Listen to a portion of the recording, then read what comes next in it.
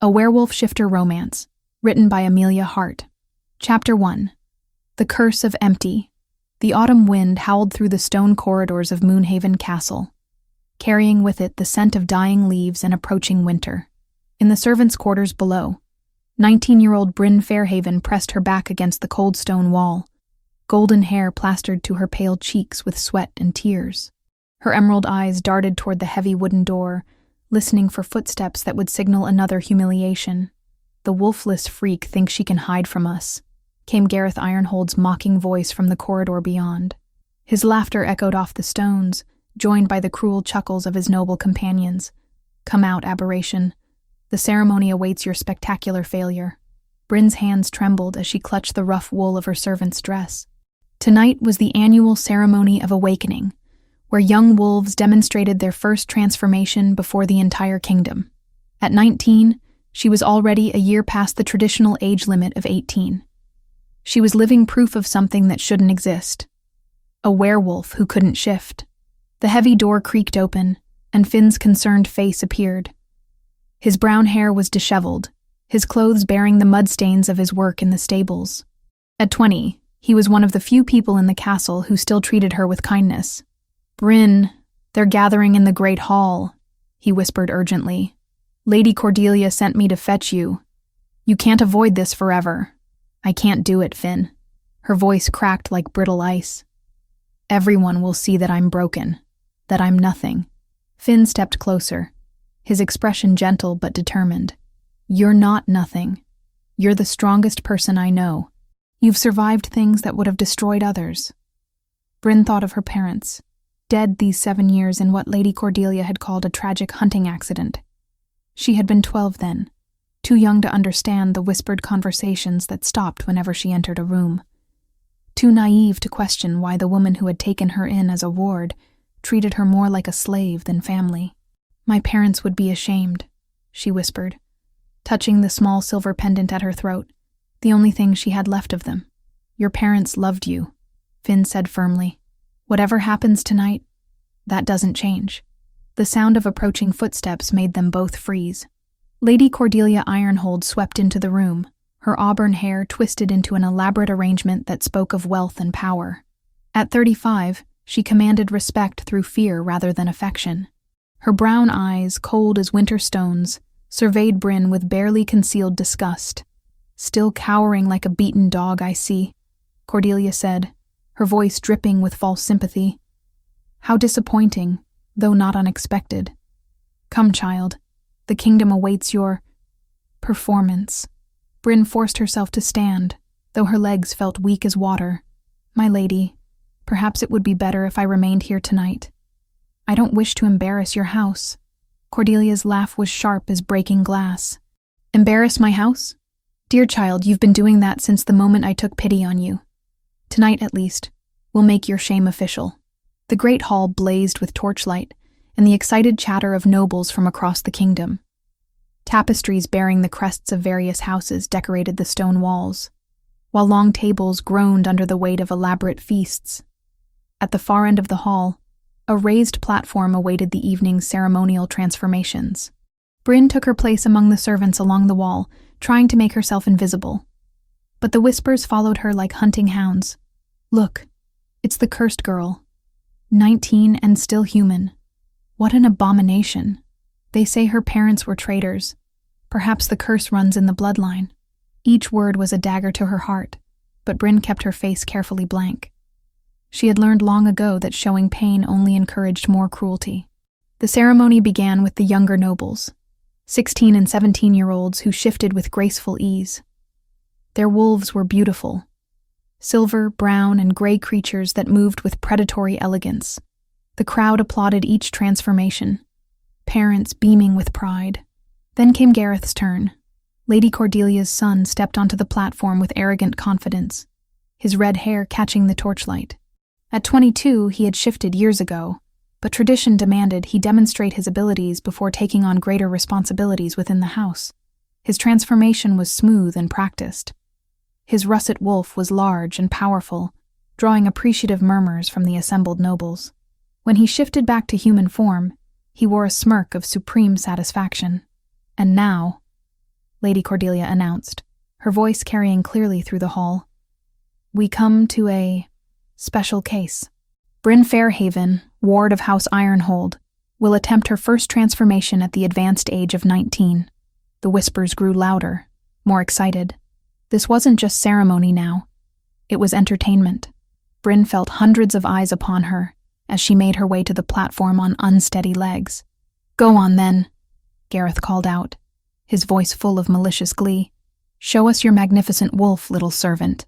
Bryn closed her eyes and reached deep within herself, searching for the spark of wildness that every werewolf possessed. She had tried this countless times in private, straining until her head pounded and her body ached. But now, with the entire kingdom watching, she tried once more. Nothing. The silence stretched on, broken only by the crackling of torches and the soft shuffle of feet. Bryn opened her eyes to find every face staring at her with expressions ranging from pity to disgust to cruel amusement. "Perhaps she needs encouragement," someone called out, and laughter rippled through the crowd. "Or perhaps she's exactly what we suspected," Gareth said, stepping closer to the platform. "A broken thing that doesn't belong among true werewolves." The words hit her like physical blows. Bryn stepped down from the platform, her cheeks burning with shame. But as she moved toward the servants' exit, Gareth's voice stopped her. "Where are you going, aberration? The ceremony isn't finished. Surely you have some explanation for your deficiency." Bryn turned back, something flickering in her chest. Not the wolf she longed for, but something else. Something that had been building for years under the weight of constant humiliation. "I have no explanation that would satisfy you, my lord," she said quietly, "but I am still here, still standing. Whatever I am or am not, I survive." For just a moment, something shifted in the crowd's energy. A few faces showed surprise at her quiet dignity. But Gareth's sneer only deepened. "Survival isn't strength, servant. It's just stubbornness." He gestured dismissively. "Remove this embarrassment from my sight." As Bryn finally escaped to the servants' quarters, she didn't notice the way some of the older nobles exchanged meaningful glances. Nor did she see ancient Arian, the castle's herb woman, watching from the shadows with knowing eyes. That night, Bryn lay on her narrow cot in the servants' quarters, staring at the ceiling. Sleep eluded her, driven away by the echoing laughter of the great hall. But when exhaustion finally claimed her, the dreams came as they always did. A white wolf, larger than any she had ever seen, stood at the edge of a moonlit forest. Its eyes glowed with golden fire as it gazed at her with infinite patience. In the dream, Bryn could feel its power, its ancient wisdom, its desperate desire to reach her. But every time she tried to step closer, the wolf faded like morning mist. She woke with tears on her cheeks and a hollow ache in her chest that felt like grief for something lost before it could be found. Chapter 2. The Storm. Alpha arrives. 3 days after her public humiliation, Bryn carried a wooden bucket of scrub water through the castle's main corridor, her movements automatic after years of servitude. The stone floors gleamed from her morning's work, though she knew Lady Cordelia would find fault regardless. Her emerald eyes were rimmed with exhaustion. The dreams of the white wolf had grown more vivid each night, leaving her restless and aching. The sudden thunder of hooves in the courtyard made her pause. Through the tall windows, she could see a procession of riders approaching through the morning mist. At their head rode a man whose very presence seemed to command the autumn air itself. Even from this distance, Bryn could sense something different about him, a power that made her skin prickle with awareness. "Move, you worthless creature," Gareth's voice cut through her contemplation. He strode past her with his usual arrogance, nearly knocking the bucket from her hands. "Lord Ronan Stormheart arrives, and Mother wants everything perfect. Try not to embarrass us further." Bryn's breath caught. Ronan Stormheart, the most powerful alpha in the 7 kingdoms, ruler of Valdris, the northern territory that controlled the mountain passes and commanded respect from all other regions. What could bring such a man to their modest castle? She hurried to complete her tasks, but curiosity drew her to the servants' entrance of the great hall as the formal reception began. Through a crack in the heavy wooden door, she could observe without being seen. Lord Ronan stood before Lady Cordelia's throne, and Bryn felt her heart skip at her first clear sight of him. He was tall and broad-shouldered, with dark brown hair that fell in waves to his collar, but it was his eyes that captured her, storm gray and penetrating, as if they could see straight through to a person's soul. A thin scar cut through his left eyebrow, adding to his dangerous appeal. "Lord Stormheart," Lady Cordelia purred, rising from her chair with practiced grace. "What an unexpected honor. To what do we owe this pleasure?" Ronan's voice was deep and resonant, carrying easily through the hall. "I'm investigating certain irregularities surrounding the death of Alpha King Aldwin. My sources suggest the circumstances were questionable." A subtle tension crept into Cordelia's posture. "How tragic that you doubt the official report. The Alpha King's hunting accident was thoroughly investigated by my late husband's men." "Your late husband's men," Ronan repeated, his tone neutral but somehow threatening. "How convenient that they're no longer available for questioning."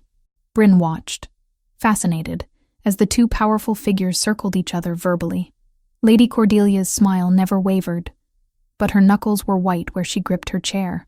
"Surely you don't suspect foul play," Cordelia said with a light laugh.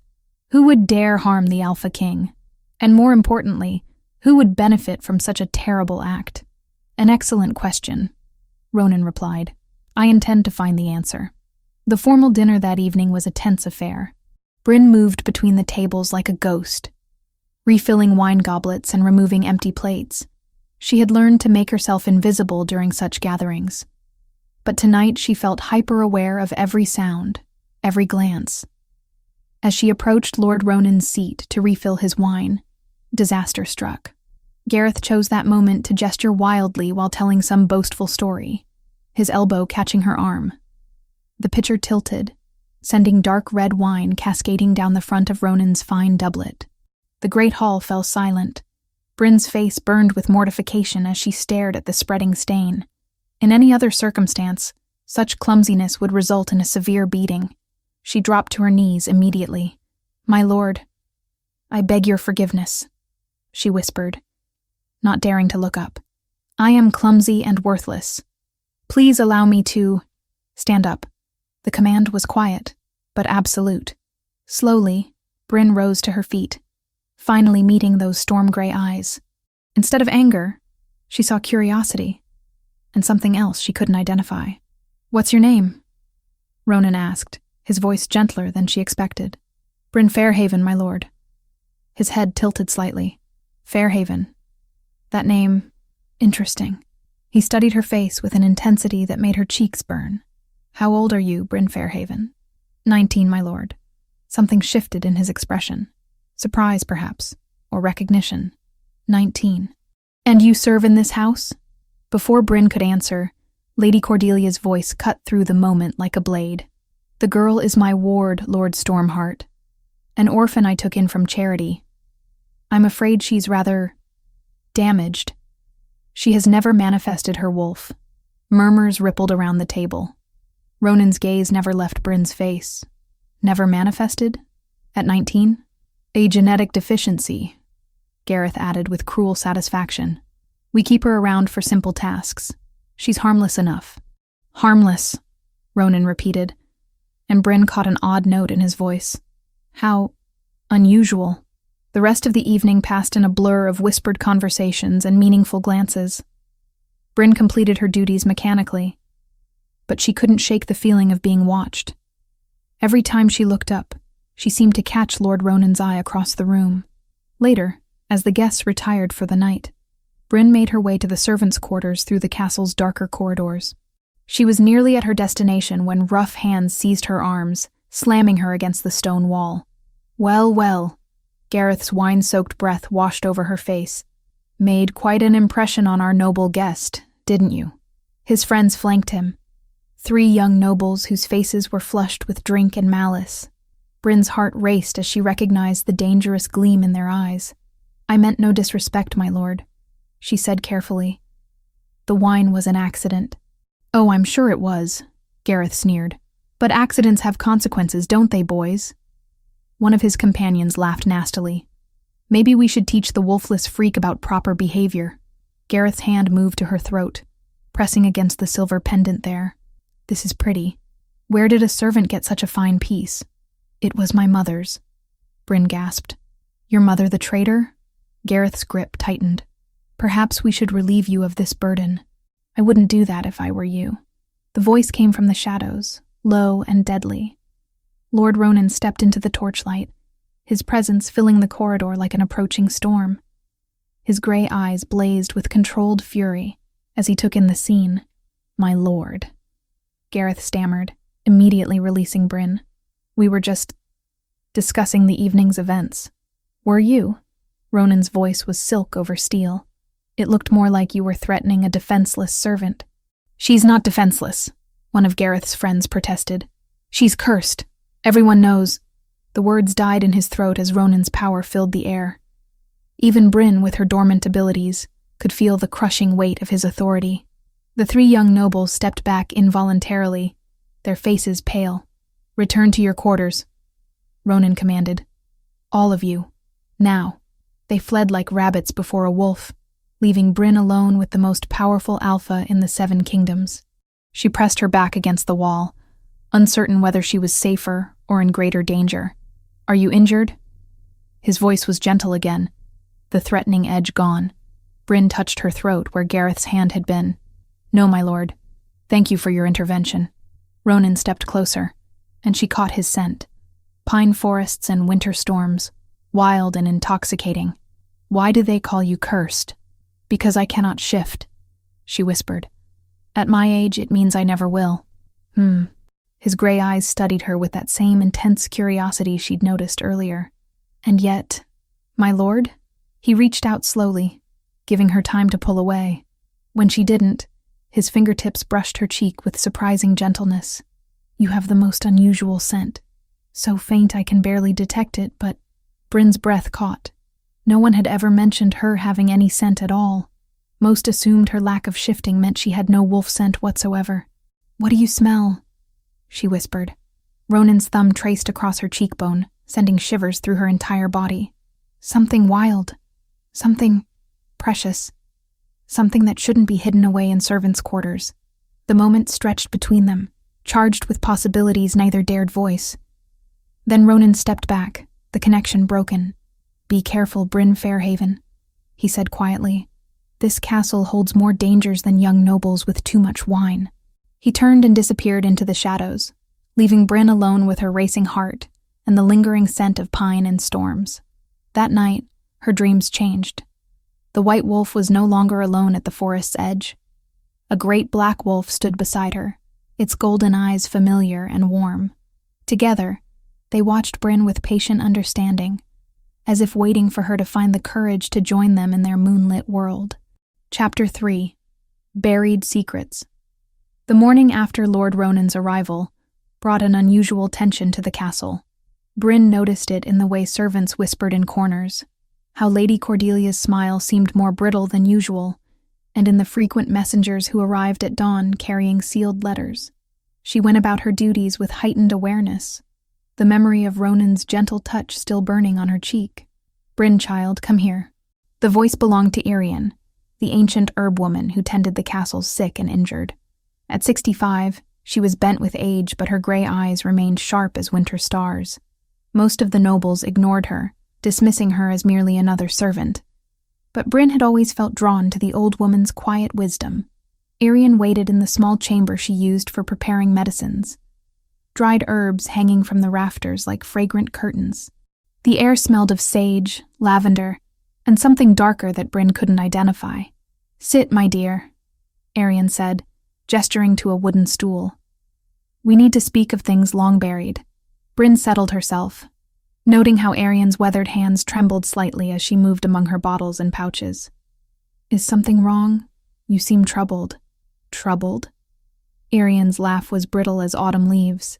Child, I have been troubled for 7 years, ever since the night your parents died. The words hit Bryn like a physical blow. What do you mean? They died in a hunting accident. Everyone knows lies. Irian interrupted sharply. Your parents, Aldrich and Meredith Fairhaven, were murdered because they discovered something that threatened powerful people. Something about bloodlines and birthrights that certain individuals would kill to keep secret. Bryn's hands clenched in her lap. That's impossible. If you knew this, why didn't you speak before? Because speaking would have meant your death as well, Arian said, her voice heavy with old pain. I have watched over you these 7 years, child, keeping you alive the only way I knew how, by letting them believe you were nothing. Wolfless, powerless, harmless. But I am those things, Bryn whispered, though something deep in her chest stirred restlessly. Arian moved to an old chest in the corner, her movements deliberate despite her age. From within its depths, she withdrew a leather-bound journal, its pages yellowed with time. This belonged to your mother. She hid it before the end. Read, child. Learn what you truly are. With trembling fingers, Bryn opened the journal. Her mother's elegant handwriting filled the pages, documenting research into ancient bloodlines and royal genealogies. But it was a particular passage that made Bryn's breath catch. The legend speaks of the White Wolf Ancestral, the first Alpha Queen who united the 7 kingdoms under one crown. Her bloodline was thought extinct after the Great War, but Aldrich has found evidence that suggests otherwise. If our suspicions are correct, if the royal line survived in hiding, then the rightful heir to the throne still lives. The child bears the mark. She will manifest when the time is right, when danger calls forth her true nature. Bryn's fingers flew to the silver pendant at her throat, suddenly understanding its significance. The mark, she breathed. Your mother foresaw that revealing the truth too early would mean death for you all, Arian explained. The current ruling families have built their power on the assumption that the royal line died out. Your existence threatens everything they've worked to achieve. Lady Cordelia, Bryn said, pieces clicking together. She knew. That's why she took me in. Not from charity, but to control me, to control you, to diminish you, to make you believe you were nothing, Arian confirmed. And it might have worked, if not for Lord Ronan's arrival. Bryn looked up sharply. What does he have to do with this? Arian's eyes glinted with something that might have been hope. True alphas can sense royal blood, even when it's dormant. His presence has awakened something in you, hasn't it? You feel it stirring. Before Bryn could answer, the sound of approaching footsteps made both women freeze. Arian quickly hid the journal beneath a pile of herb pouches, just as Gareth pushed through the chamber door without knocking. What are you doing here, freak? He demanded, his red hair disheveled and his clothes bearing the marks of sword practice. Mother wants the floors in the Great Hall scrubbed again. Apparently, last night's wine stains weren't properly removed. Bryn stood slowly, her mind still reeling from Arian's revelations. Of course, my lord. I'll attend to it immediately. As she moved toward the door, Gareth grabbed her arm roughly. And stay away from our noble guest. Mother's noticed how he looks at you and she's not pleased. I have no idea what you mean, Bryn said quietly. Don't play innocent with me, Gareth snarled. Whatever game you think you're playing, whatever you think you can gain from his attention, forget it. You're nothing, and you'll always be nothing. He shoved her toward the door, but Bryn caught herself against the frame. For just a moment, as anger flared in her chest, she felt something respond. A warmth spreading through her limbs, a strength that felt foreign and familiar all at once. Gareth must have seen something in her face because he stepped back, uncertainty flickering in his eyes. Just remember your place, he muttered before stalking away. That afternoon, as Bryn worked alone in the Great Hall, Lord Ronan appeared as silently as morning mist. She hadn't heard him approach, but suddenly he was there, his presence filling the vast space. You missed a spot, he said, his voice carrying a hint of amusement. Bryn looked up from where she knelt, scrubbing the stone floor. My lord, I didn't hear you enter. Forgive me, You should have nothing, he interrupted gently. I came looking for you. The words sent warmth spreading through her chest. Looking for me. But why? Instead of answering directly, Ronan moved closer, his gray eyes studying her face with that same intense curiosity. Tell me about your parents, Bryn. The question caught her off guard. There's little to tell, my lord. They died when I was 12. A hunting accident. His expression suggested he found her answer as unsatisfying as she did. And before they died? What did they do? My father worked with genealogies, bloodline records for various houses. My mother she was interested in old stories, legends and histories. The words came hesitantly, memories surfacing that she'd tried to bury. Old stories, Ronan repeated thoughtfully. What kind of stories? Bryn set down her scrub brush, her hands trembling slightly. Stories about the time before the 7 kingdoms were divided. About the royal line that once united them all. Something shifted in Ronan's expression. Recognition, perhaps, or understanding. The White Wolf legend. You know it? Bryn asked, surprised.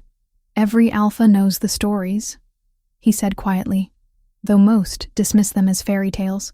The first alpha queen, blessed by the moon goddess herself, who could command the loyalty of all wolves. They say her bloodline carried special gifts, healing, foresight, the ability to inspire absolute devotion.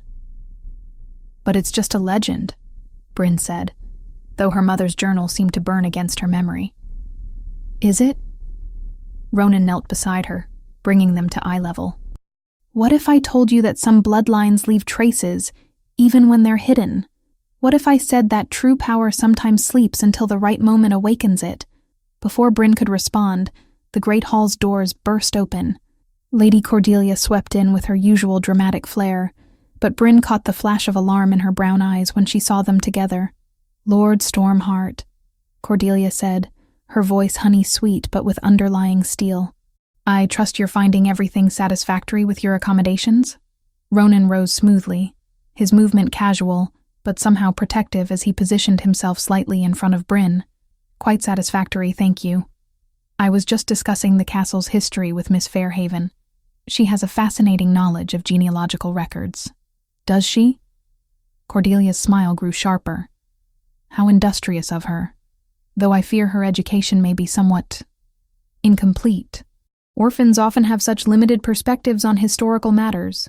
On the contrary, Ronan said coolly, I find that those outside the nobility often possess the most unbiased understanding of true history. They have nothing to gain from perpetuating convenient fictions. The verbal thrust hit its mark. Cordelia's composure cracked just slightly, enough for Bryn to glimpse the calculating intelligence beneath her gracious facade. Of course, Cordelia recovered smoothly. Though I wonder if your investigation wouldn't benefit from speaking with those who actually lived through recent events. Those with first-hand knowledge of the Alpha King's final days. An excellent suggestion, Ronan agreed. I'll be sure to interview everyone who was present during that time. Every witness, every servant, every person who might have observed something significant. The threat in his words was subtle, but unmistakable. Cordelia's knuckles whitened where she gripped her skirts. Naturally, she said. Transparency serves everyone's interests. Bryn, dear, I believe Cook needs assistance in the kitchens. You mustn't keep her waiting. It was a dismissal, clear and final. Bryn rose, gathering her cleaning supplies. As she passed Lord Ronan, their fingers brushed briefly. The contact sent electricity racing up her arm, and for one startling moment, she felt something else. A presence at the edge of her consciousness, wild and powerful and achingly familiar. Be careful, he murmured, too quietly for Lady Cordelia to hear. Some secrets are more dangerous than others. That night, Bryn lay on her narrow cot, her mother's journal hidden beneath her mattress. The conversation with Ronan replayed in her mind, along with Irian's revelations about her true heritage. The pendant at her throat seemed warm against her skin, pulsing in rhythm with her heartbeat. As sleep finally claimed her, the dreams came with new intensity. The White Wolf stood in a moonlit clearing, no longer alone. Surrounding her were dozens of other wolves, an entire pack bowing their heads in reverence. But at the center of the vision stood a figure Bryn finally recognized. Herself. No longer the cowering servant, but standing tall and proud, power radiating from her like starlight. In the dream, she finally understood what Irian had tried to tell her. She wasn't broken, or cursed, or incomplete. She was exactly what she was meant to be. The sleeping queen, waiting for her moment to wake. Chapter 4. The Hunt and Discovery. A week after Bryn's encounter with the journal, Lady Cordelia announced a grand hunting expedition to honor Lord Ronan's visit. The entire castle buzzed with preparation as nobles polished their weapons and servants readied supplies for the 3-day venture into the Whispering Woods. Bryn watched the activity with growing unease, her newfound awareness making her sensitive to the undercurrents of tension flowing through the castle.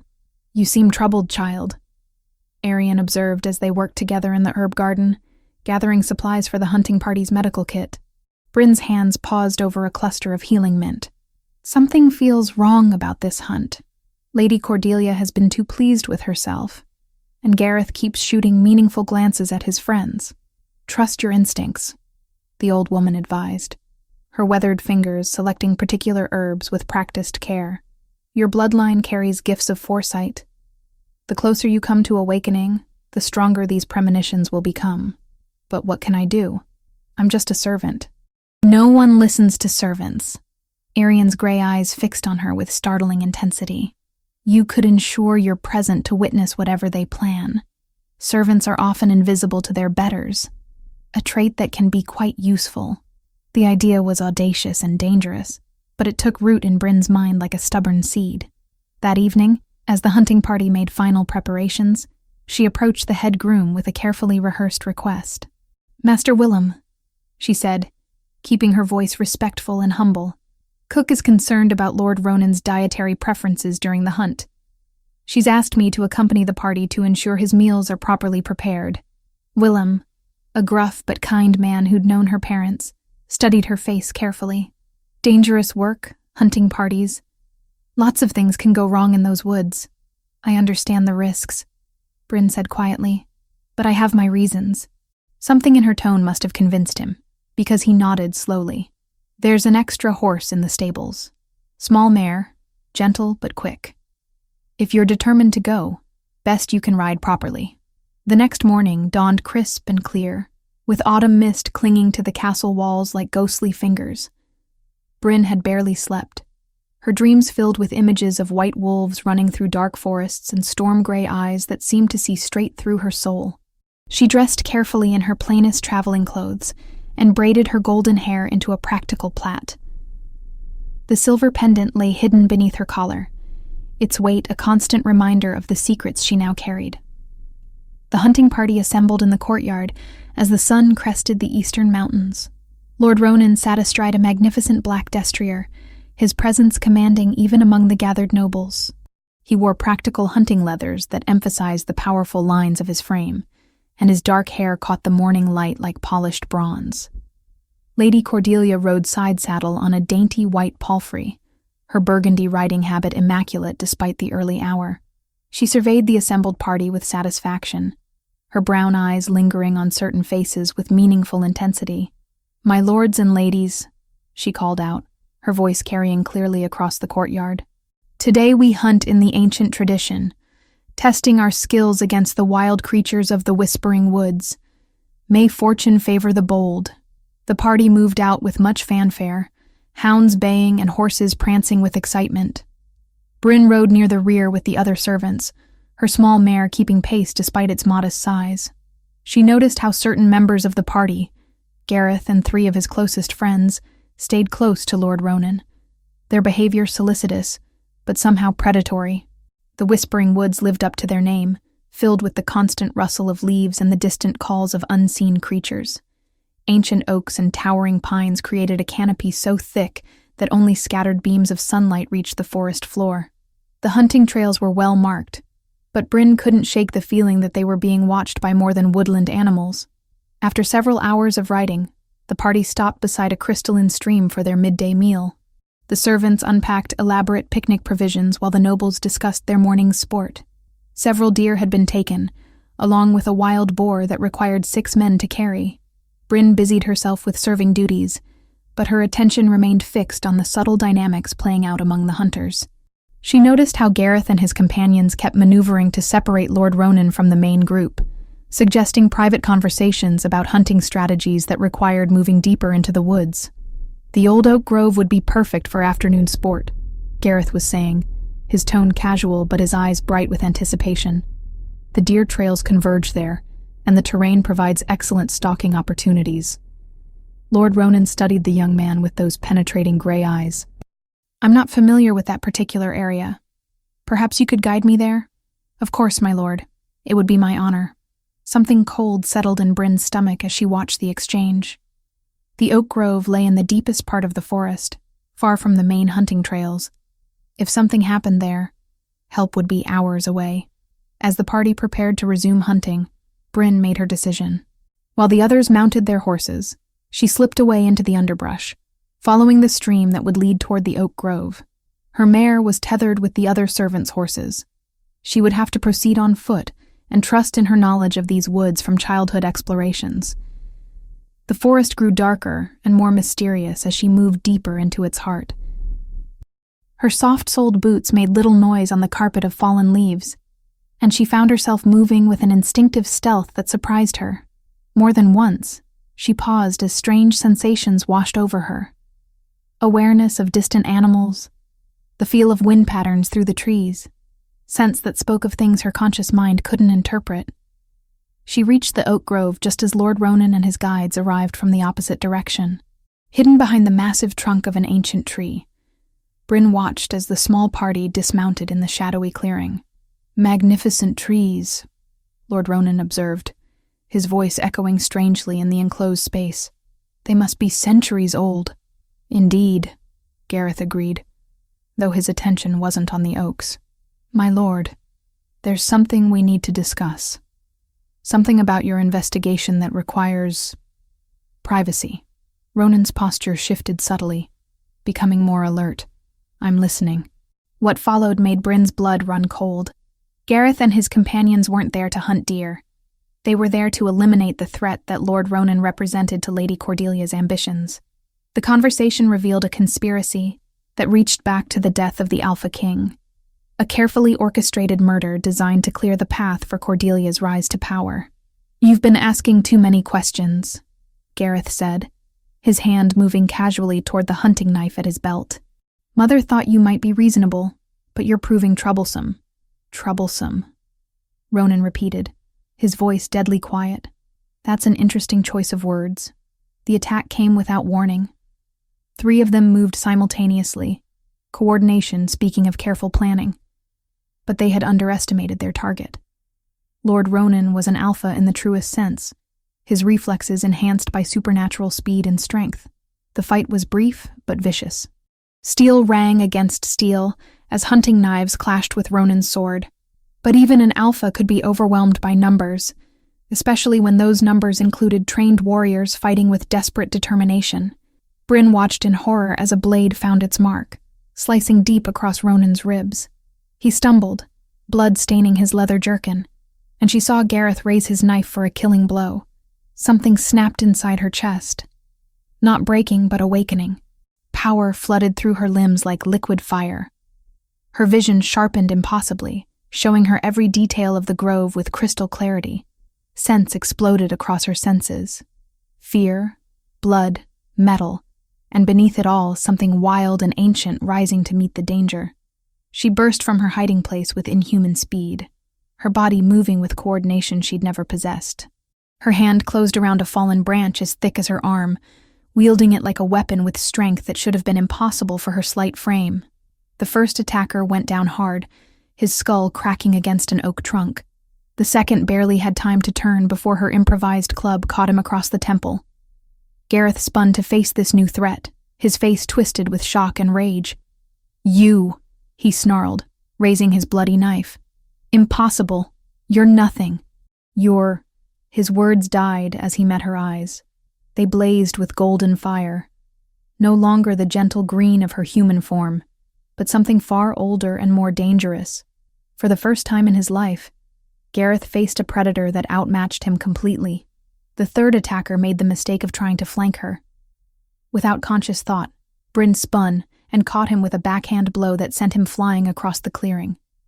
The crack of breaking ribs echoed through the grove like thunder. Gareth backed away, his knife trembling in his grip. What are you? This isn't possible.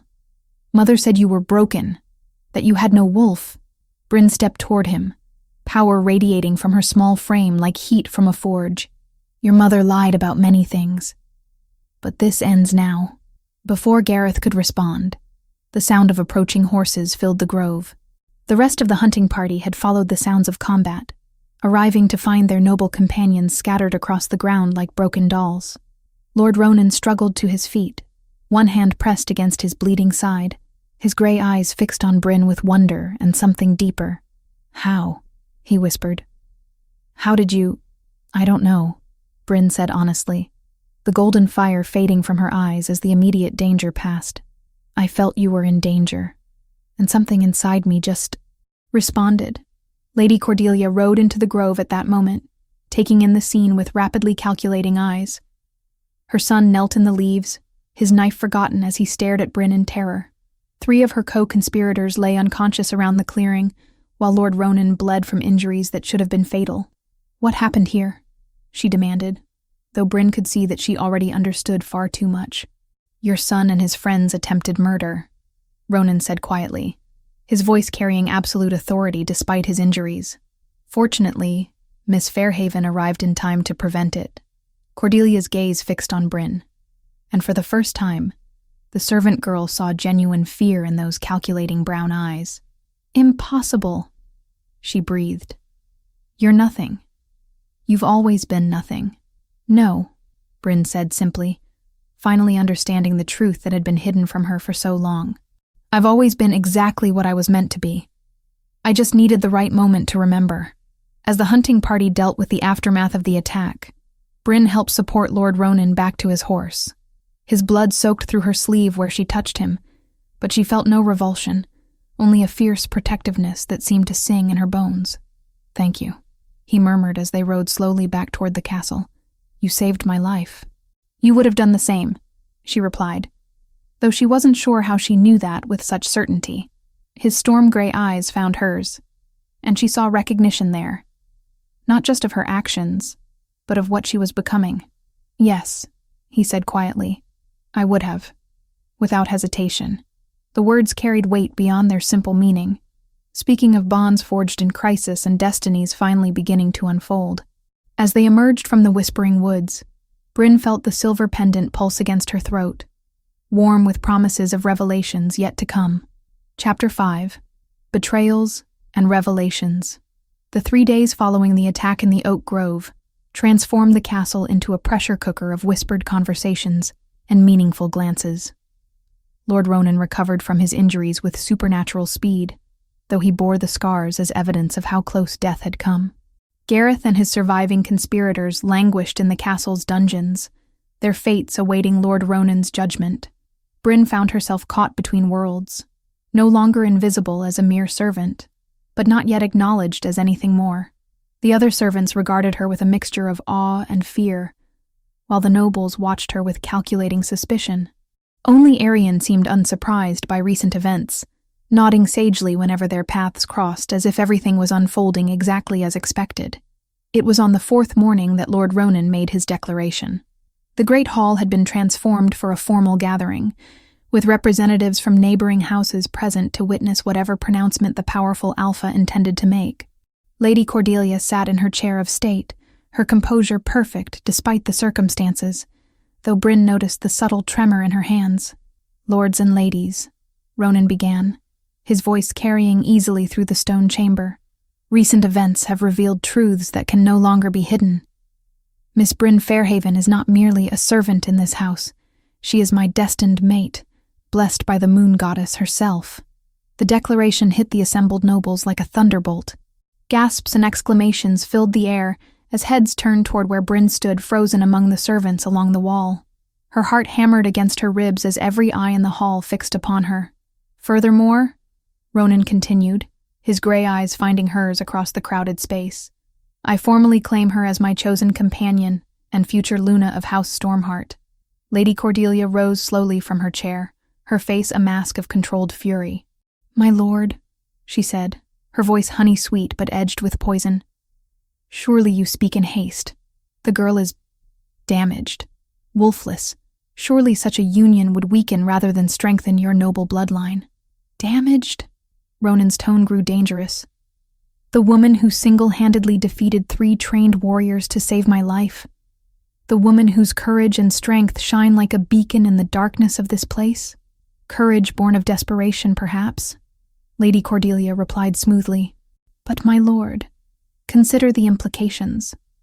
A Luna who cannot shift, who has no connection to her wolf nature. What message does this send to your pack? To your enemies? Murmurs of agreement rippled through portions of the crowd. Bryn felt their doubt and disdain washing over her like a tide of poisoned water. The moment she had dreamed of, being publicly acknowledged, being valued, was turning into another nightmare of judgment and rejection. The girl has bewitched him, someone whispered loudly enough to be heard. Used some servant's trickery to ensnare his affections. Unnatural, another voice agreed. An alpha mating outside his own kind. Lord Ronan's power filled the hall like an approaching storm, making the air itself heavy with authority.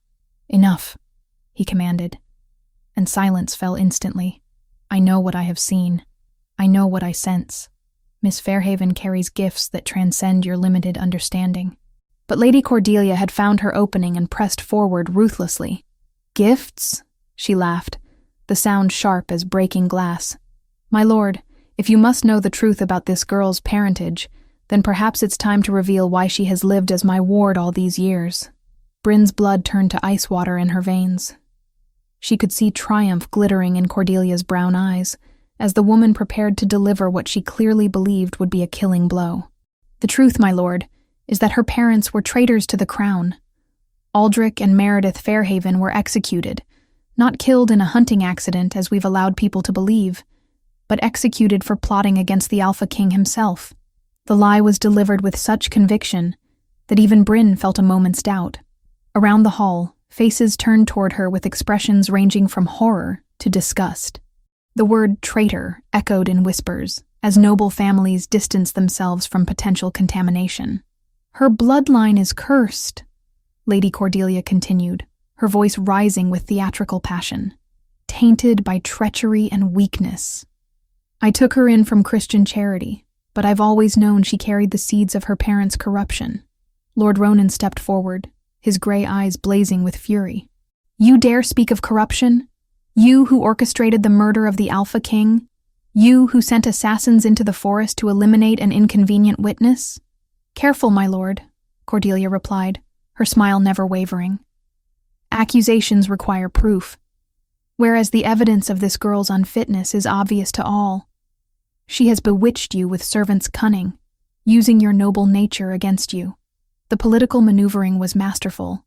By questioning Bryn's worthiness, rather than denying the assassination plot, Lady Cordelia shifted the focus away from her own crimes. The assembled nobles found it easier to believe that a servant girl had used feminine wiles to ensnare their powerful guest than to accept that one of their own was a murderer. Perhaps, suggested Lord Aldwyn of House Ravenclaw, his voice diplomatically neutral, this matter requires more careful consideration. Surely Lord Stormheart would benefit from time to reflect, away from immediate influences. Agreement rumbled through the hall.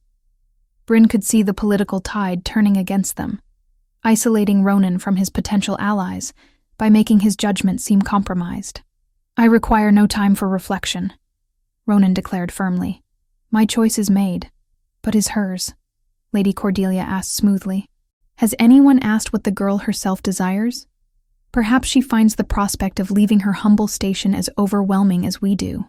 All eyes turned to Bryn, and she felt the weight of destiny pressing down on her shoulders like a physical force. This was her moment. She could speak, could defend herself and Ronan, could claim her place at his side. But Lady Cordelia's years of conditioning held her paralyzed.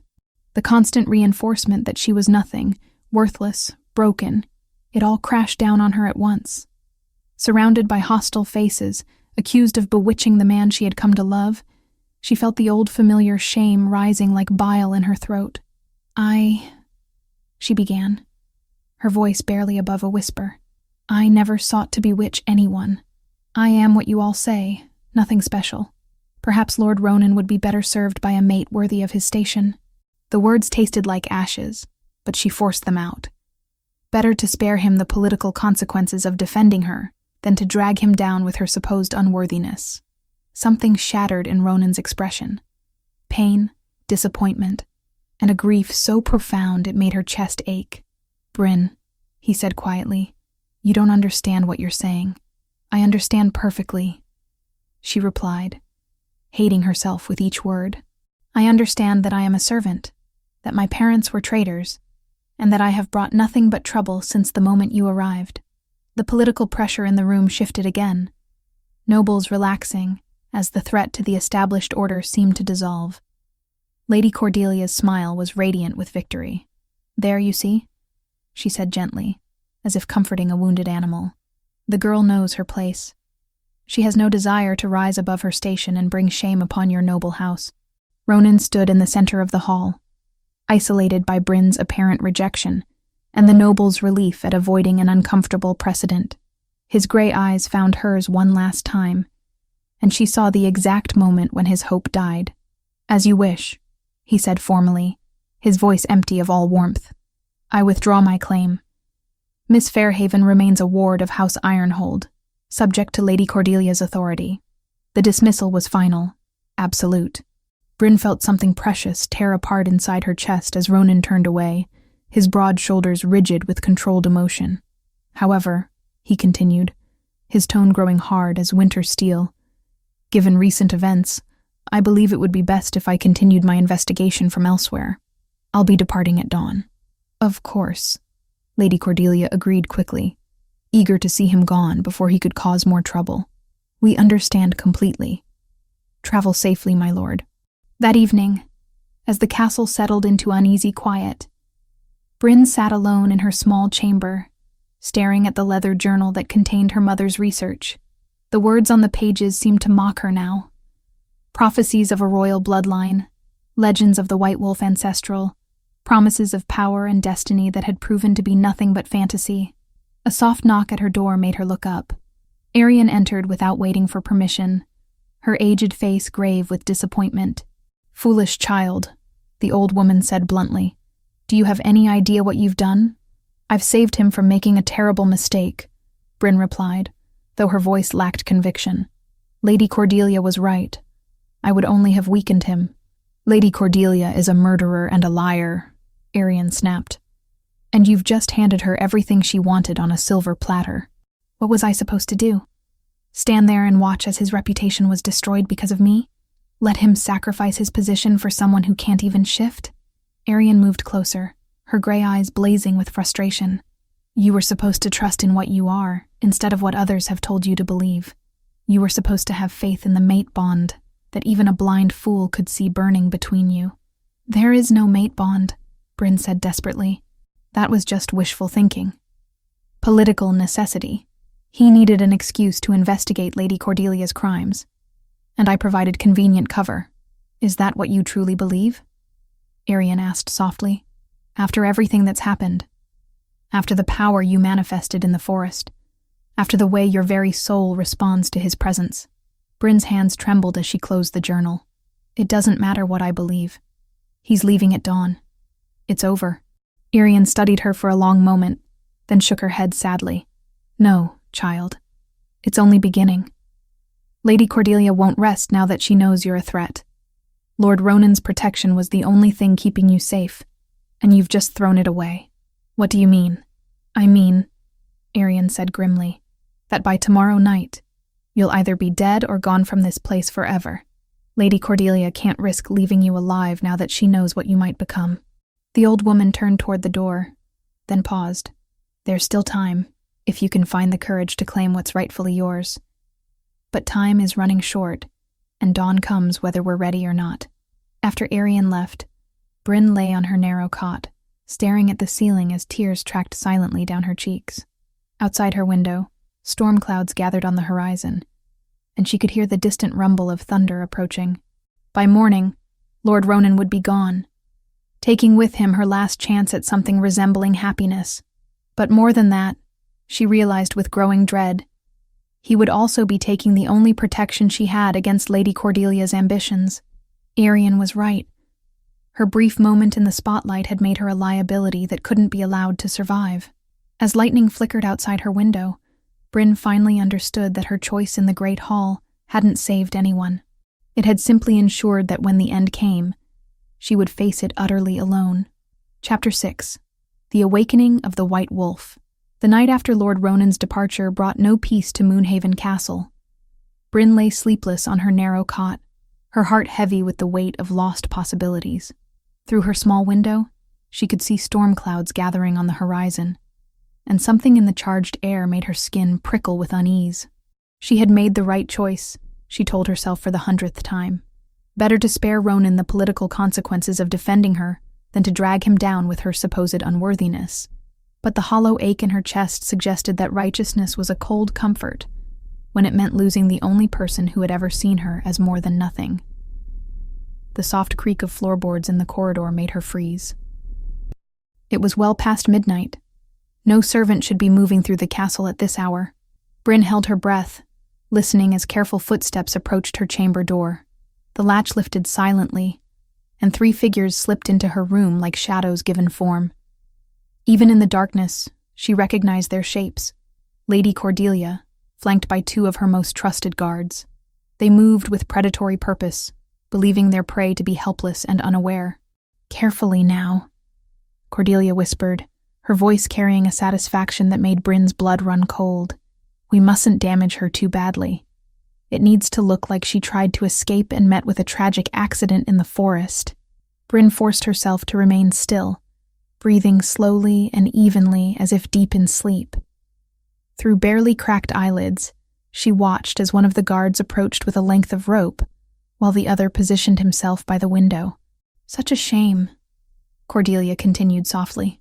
The poor girl, overcome with grief at Lord Ronan's rejection, fled into the wilderness in despair. Wolves or bandits must have found her before we could organize a rescue. Tragic, really. The guard reached for her, and Bryn moved. The power that had awakened in the oak grove blazed to life again, but stronger now, more focused. She rolled away from grasping hands with inhuman speed, her bare feet finding purchase on the stone floor as she sprang to her feet. "Impossible," Cordelia breathed, her composed facade cracking as Bryn faced them with eyes that glowed like golden flames in the darkness. The first guard lunged forward, confident in his size and strength advantage. He discovered his mistake when Bryn's palm struck his chest with enough force to send him flying backward into the stone wall. The crack of breaking ribs echoed through the small chamber as he crumpled unconscious to the floor. The second guard drew his sword, the steel singing as it cleared its sheath. "Witch," he snarled, circling her cautiously. "Demon spawn." "Neither," Bryn said quietly, power thrumming through her voice in a way that made the very air shiver. "Just someone who's finally tired of being afraid." Lady Cordelia backed toward the door, her brown eyes wide with terror and calculation. "Guards!" she screamed. "Help! The servant girl has gone mad!" But before reinforcements could arrive, the window behind them exploded inward. Glass shattered across the floor, as a figure in a dark traveling cloak vaulted through the opening with fluid grace. Lord Ronan straightened slowly, his gray eyes taking in the scene with deadly comprehension. "I thought you had left," Bryn gasped, her heart lurching with hope and confusion. "I tried," he replied grimly, never taking his eyes off Lady Cordelia. "Made it perhaps 5 miles before something told me to turn back. A good thing, it seems." The remaining guard made the mistake of trying to attack, while Ronan's attention was divided. The Alpha moved like liquid lightning, his hand closing around the man's throat and lifting him off the ground with casual strength. "Drop the sword," Ronan commanded, his voice carrying the absolute authority of his wolf nature. The weapon clattered to the floor as the guard's face turned purple. "Now then," Ronan said conversationally, releasing his grip enough to let the man breathe. "Perhaps Lady Cordelia would like to explain why she's conducting midnight visits to a servant's quarters with armed men and rope."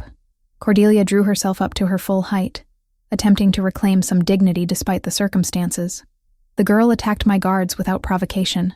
She's clearly dangerous, possibly possessed by dark magic. I was trying to restrain her before she could harm others." "Dark magic?" Ronan's tone was deceptively mild. "How interesting. And what would you call the poison you used to murder the Alpha King? Or the silver weapons your son employed against me in the forest? You have no proof of such wild accusations." Cordelia snapped, though perspiration beaded on her forehead. Your obsession with this servant has clearly affected your judgment. Perhaps, Ronan agreed, though I find it curious that you felt the need to eliminate her so urgently. Almost as if you're afraid of what she might become. During their verbal sparring, Bryn became aware of a strange tugging sensation in her chest, as if something was calling to her from beyond the castle walls. The silver pendant at her throat grew warm, pulsing in rhythm with her accelerated heartbeat. "We need to leave," she said suddenly, the certainty rising from some deep instinct. "Now. Tonight." Ronan's gaze flicked to her, reading the urgency in her expression. "Where?" "I don't know," Bryn admitted, "but somewhere safe. Somewhere I can understand what's happening to me." Before anyone could respond, the sound of running footsteps filled the corridor outside. Lady Cordelia's screams had finally roused the castle guards, and soon they would be trapped. "The window," Ronan decided quickly. "Can you manage the climb down?" In response, Bryn gathered her skirts and swung her legs over the windowsill. The drop to the courtyard below would have terrified her a week ago. But now she felt no fear. Power flowed through her limbs like liquid starlight, making the impossible seem routine. She landed in the courtyard with cat-like grace, her bare feet silent on the cobblestones. Ronan followed a moment later, his warrior's training evident in the controlled way he absorbed the impact. "The stables," he murmured, taking her hand. "My horse is still saddled." They ran through the sleeping castle like ghosts, avoiding the paths of torchlight as guards searched for intruders. Ronan's destrier waited in the shadows, stamping impatiently as if sensing the urgency of their flight. "Where are we going?" Bryn asked, as Ronan lifted her onto the horse's back before swinging up behind her. "Somewhere your questions can be answered," he replied, his arms encircling her as they rode out into the storm-lashed night. "There's someone you need to meet." They rode hard through the darkness, following paths that seemed to exist more in Ronan's memory than in any visible reality. The storm that had been building all evening finally broke around them, sending sheets of rain cascading from the black sky. But instead of misery, Bryn felt exhilarated. The wild weather seemed to echo something awakening in her own nature. After hours of hard travel, they finally stopped at what appeared to be ruins, half swallowed by the forest. Ancient stones thrust up through thick undergrowth, their surfaces carved with symbols that seemed to glow faintly in the lightning's intermittent illumination. "What is this place?" Bryn asked as they dismounted near a structure that might once have been a temple. "The Sanctuary of the First," Ronan replied, his voice reverent. "Built by the original Alpha Queen to honor the moon goddess who blessed her bloodline. If answers exist anywhere, they exist here." As they approached the ruined temple, a figure emerged from the shadows between the ancient columns. Bryn expected to see Arian, but instead found herself facing a woman she didn't recognize. Tall and regal, with silver hair that seemed to capture moonlight despite the cloudy sky. "You're late," the woman said calmly, as if she had been expecting them, though I suppose that's fitting. The royal bloodline was always prone to dramatic timing. "Royal bloodline?" Bryn repeated, her voice barely above a whisper. The woman smiled, and in that expression, Bryn saw shadows of her own features, reflections of her mother's face in old portraits.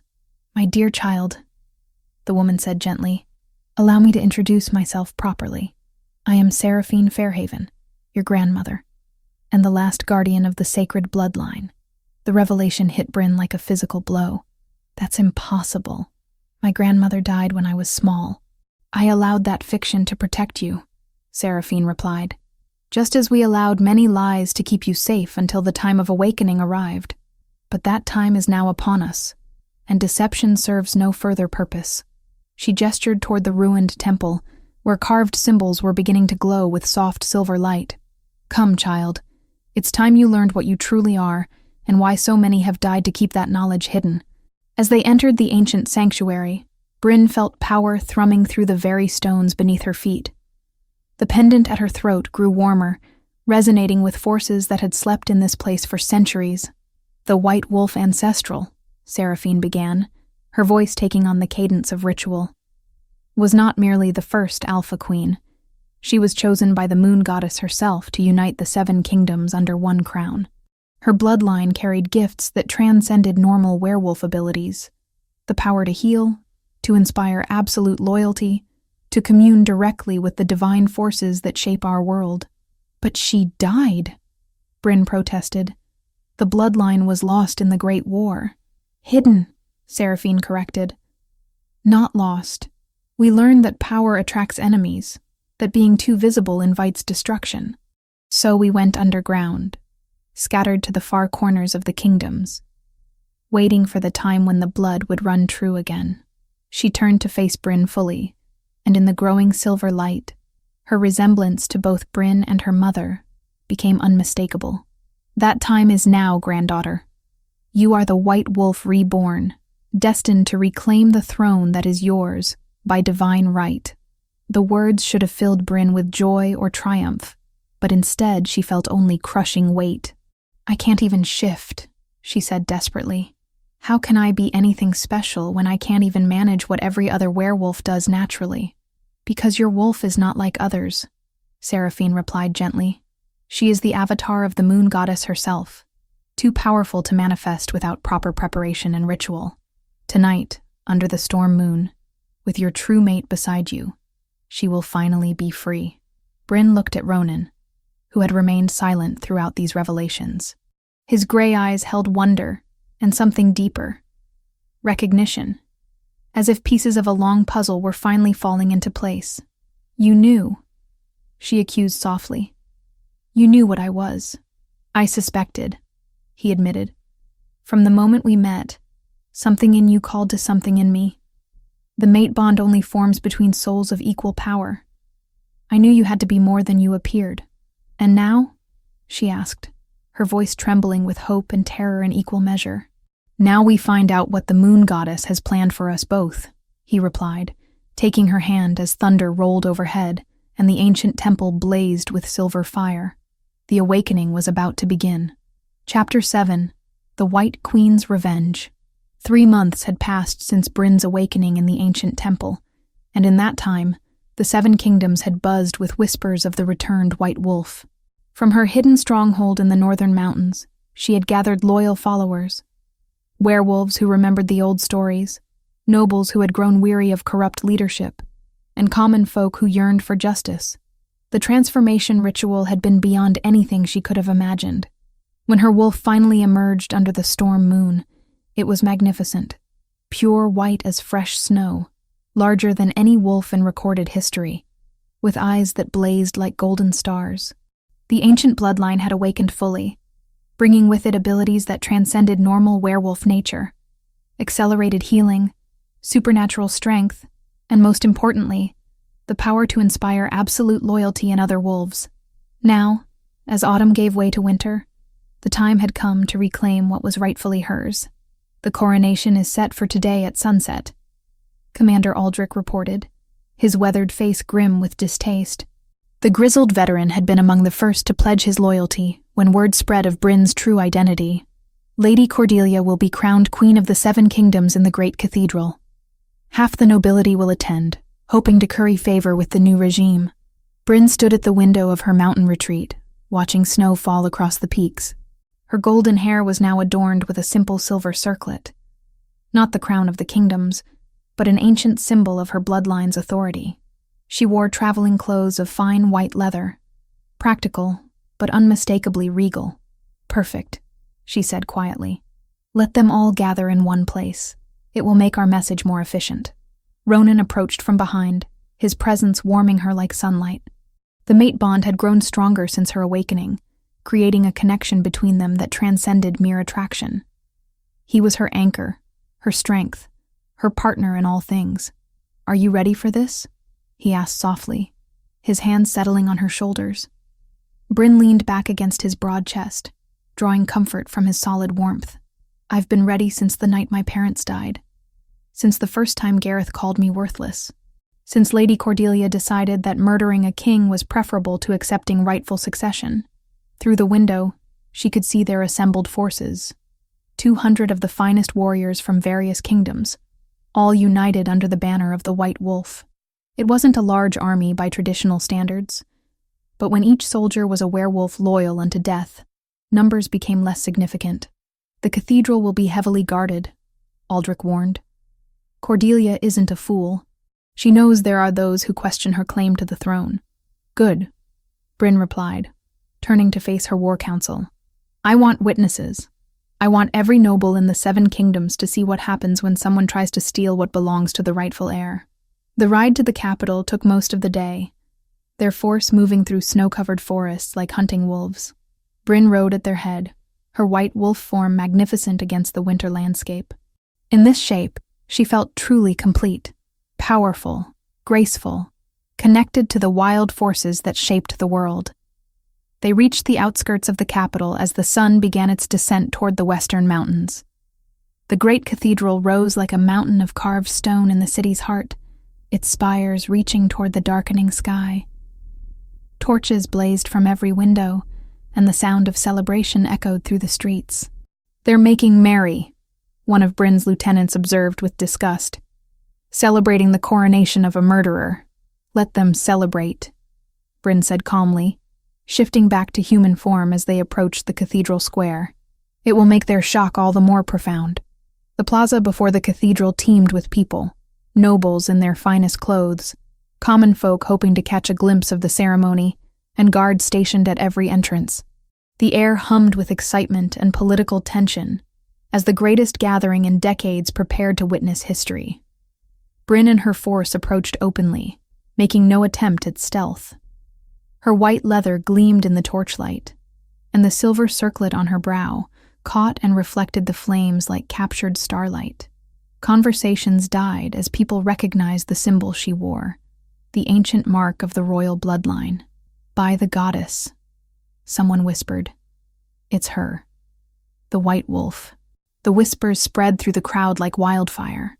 Guards reached for their weapons, but uncertainty stayed their hands. This wasn't a typical attack. It was something far more dangerous, a challenge to the very foundations of power. The cathedral doors stood open, revealing the magnificent interior blazing with candlelight. At the far end of the nave, Lady Cordelia knelt before the high altar, while the kingdom's most senior clergy prepared to place the crown upon her head. She wore robes of deep purple silk, her auburn hair elaborately arranged beneath a golden circlet that would soon be replaced with the true crown of the kingdoms. Bryn walked through the cathedral doors with the steady pace of absolute certainty.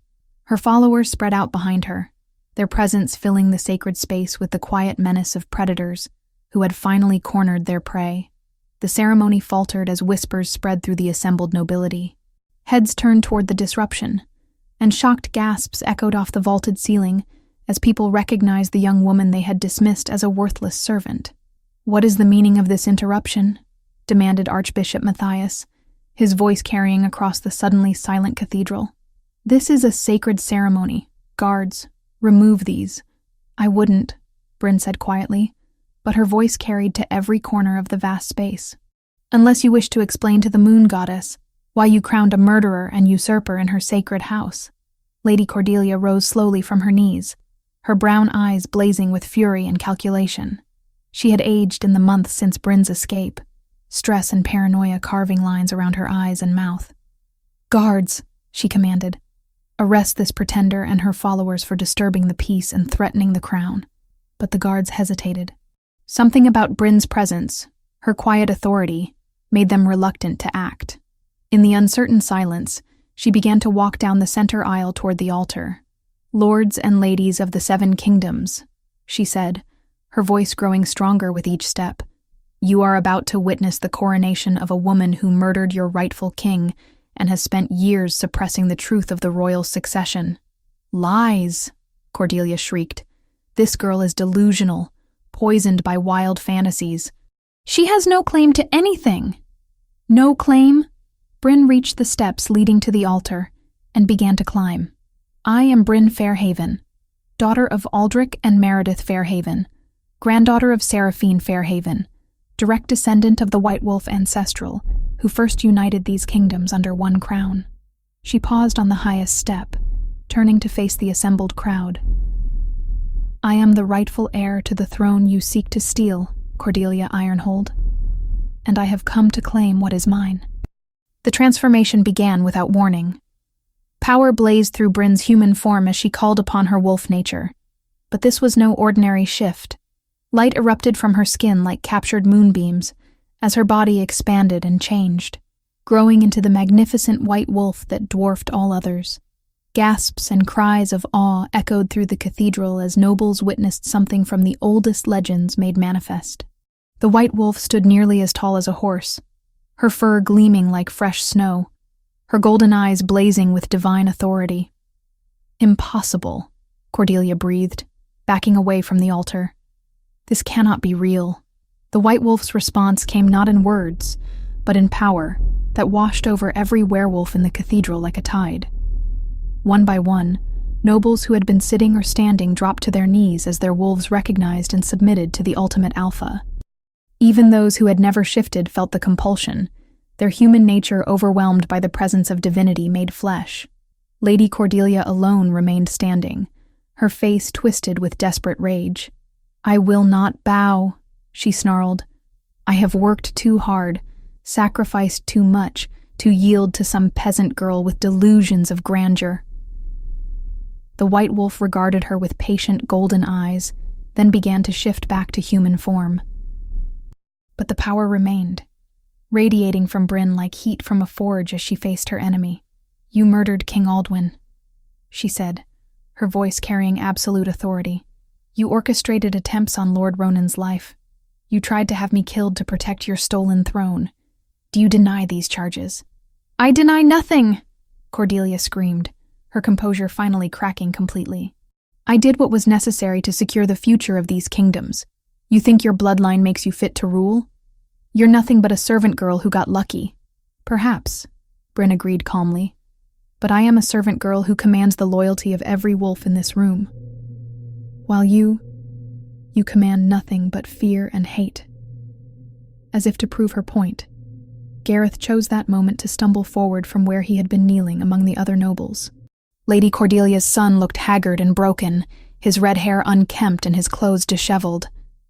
"Mother," he gasped, reaching toward her with desperate hands. "Please, stop this. She is what she claims to be. Can't you feel it? The power, the authority? We cannot fight the moon goddess herself." Lady Cordelia stared at her son with disgust. "Weak," she spat. "Just like your father, bowing to power instead of seizing it." But even as she spoke, Bryn could see the defeat in her eyes. Surrounded by kneeling nobles, faced with the manifest power of the royal bloodline, Lady Cordelia finally understood that her ambitions had reached their end. "I offer you a choice," Bryn said quietly. "Submit now, confess your crimes, and accept exile from these kingdoms. Or continue this charade and face the justice that your victims deserve." For a moment, silence stretched through the cathedral like a held breath. Then Lady Cordelia drew herself up to her full height, fixing Bryn with a stare full of venom and pride. "I choose neither," she snarled, and suddenly there was a knife in her hand, a silver blade gleaming with deadly purpose. She lunged toward Bryn with desperate fury, but her attack never landed. Ronan had shifted to his massive black wolf form and intercepted her charge, his jaws closing around her wrist with crushing force. The knife clattered across the marble floor as Lady Cordelia's scream of pain echoed through the sacred space. "Enough," Bryn commanded, and Ronan released his grip, allowing the broken woman to collapse at the altar steps. Lady Cordelia lay gasping, cradling her injured arm. Her dreams of power finally shattered beyond repair. Around the cathedral, the assembled nobles watched in awed silence as history rewrote itself before their eyes. "Lords and ladies of the 7 kingdoms," Bryn said, her voice carrying to every corner of the vast space. "Bear witness. The age of lies and corruption ends here. The rightful queen has returned to claim her throne." She reached down and lifted the true crown from where it had fallen during the struggle, an ancient circlet of silver and moonstone that had adorned the heads of the royal bloodline for generations untold. "I am Bryn of House Fairhaven, the White Wolf reborn, and I claim the throne of the 7 kingdoms by right of birth, by blessing of the moon goddess, and by the will of those who serve me." As she placed the crown upon her own head, every werewolf in the cathedral, noble and common alike, raised their voices in a howl of recognition and submission that shook the very stones of the ancient building. The White Queen had returned, and her reign of justice was about to begin. Chapter 8. The New Era. 3 months after her coronation, Queen Bryn Fairhaven stood on the balcony of the royal palace, watching the sun rise over a kingdom transformed.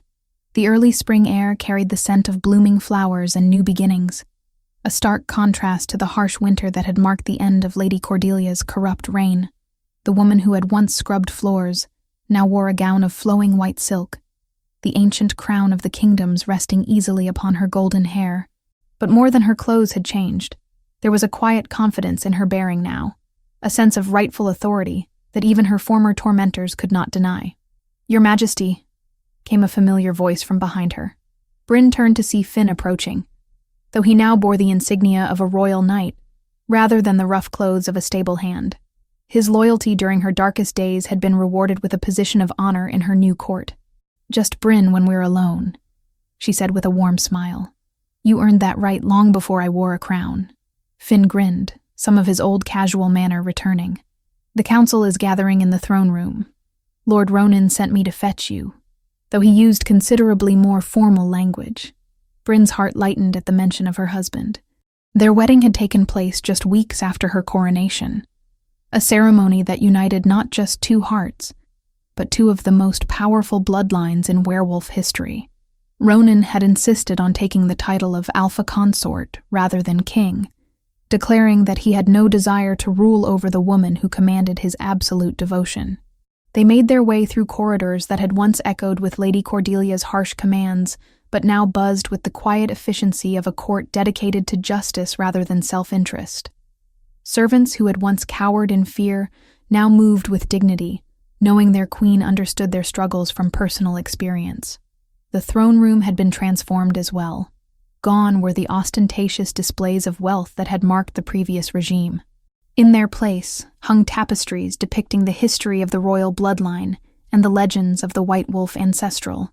The throne itself remained unchanged, an ancient seat of carved silver and white stone that seemed to glow with inner light whenever Bryn occupied it. "Your Majesty," Commander Aldrich said as she entered, offering a respectful bow. The grizzled veteran now served as her chief military advisor, his experience invaluable in rebuilding the kingdom's defenses. "We have reports from all 7 territories." Bryn took her place on the throne, noting how naturally the crown's weight rested on her head now. To her right stood Ronan, magnificent in his formal robes as Alpha Consort, his storm-gray eyes warm with pride as they watched her take command of the realm. "Speak freely," she commanded, settling into the rhythm of governance that had become as natural as breathing. "The harvest reports are excellent across all territories," Aldrich began, consulting a series of scrolls. "Your reforms regarding orphaned children and late-manifesting werewolves have been well received by the common folk. The nobility adjusts more slowly, but they adjust nonetheless." Bryn nodded with satisfaction. One of her first acts as queen had been to establish sanctuaries for children who lost their parents, ensuring they would never again face the systematic abuse she had endured. Additionally, any werewolf who manifested their abilities after the traditional age would be celebrated rather than scorned, a change that had already prevented several tragic outcomes. "And what of Lady Cordelia's remaining supporters?" she asked. "Most have bent the knee and accepted pardons in exchange for loyal service," Aldrich replied. "Those who refused have been exiled to the northern wastes as you commanded. They pose no immediate threat."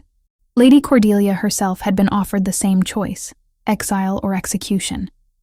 In a final display of the mercy that marked her reign, Bryn had chosen to spare her enemy's life, though she had made it clear that any attempt to return would result in immediate death.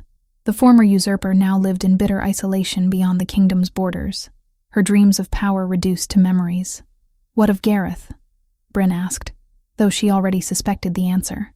"Still in the dungeons, Your Majesty," Aldrich confirmed. "He continues to refuse all offers of clemency, claims he would rather die than serve the woman he once called worthless."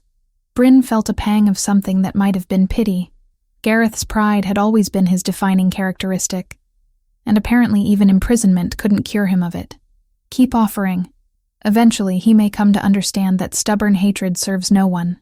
Your Majesty is too merciful, muttered Lord Aldwyn of House Ravenclaw, one of the nobles who had initially opposed her claim, but now served with grudging respect. Perhaps, Bryn agreed calmly. But I would rather err on the side of mercy than repeat the mistakes of those who came before me.